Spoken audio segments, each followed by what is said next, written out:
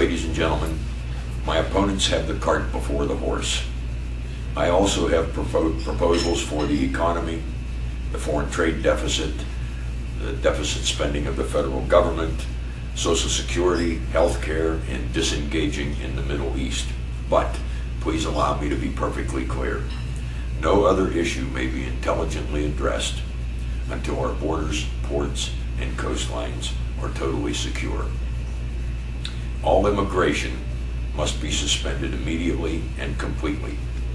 Immigration should only be re-implemented after our periphery is totally secure and there's a complete revision of rules, regulations, definitions, limits, requirements, and needs of our country.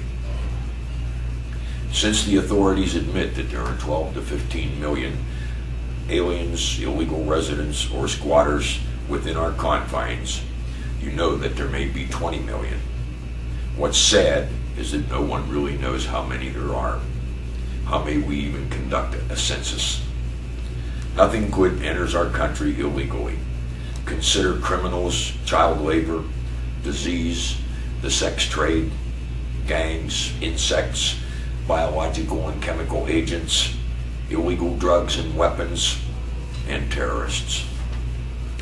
Also consider, please, the negative effects of their presence on pollution, the fresh water supply, crime, the generation of household garbage and human waste, the consumption of fuel, the dilution of our education, and the denigration of the English language.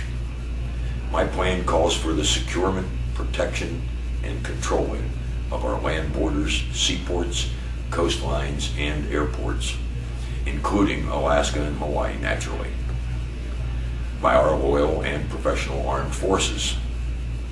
Their efforts will be supplemented by the National Guard. I also propose a conscription, Homeland Security, and Defense Force, which will further support border, port, and coastal security. Please see my website for details on exactly how this service would function. I totally oppose any form of amnesty for illegal residents, and I adamantly oppose any form of sanctuary for them. I will call for a surrender of aliens to the authorities. If an alien voluntarily comes forth to be totally identified, documented, and accountable, he will be treated with respect. He will be photographed, fingerprinted, and blood typed. He'll be given an identification card and granted the opportunity to return to his homeland. After a minimum of 6 months, he may then be readmitted to the United States with a 9-month right to work provision. Then he must go home again. He can do this as many years as it takes until he qualifies for naturalized citizenship, but will receive no favor over other applicants for U.S. citizenship. I believe that perhaps 2/3 of the aliens will avail themselves of this opportunity to surrender and be acknowledged with dignity. Those illegal residents who do not volunteer for consideration will be sought, found, documented, and deported, being never granted the opportunity to re-enter our country. A citizen is defined as an individual who possesses loyalty to only one sovereign. How then may there be a dual citizen? A citizen should be defined as a person, both of whose biological parents are U.S. citizens. Simple.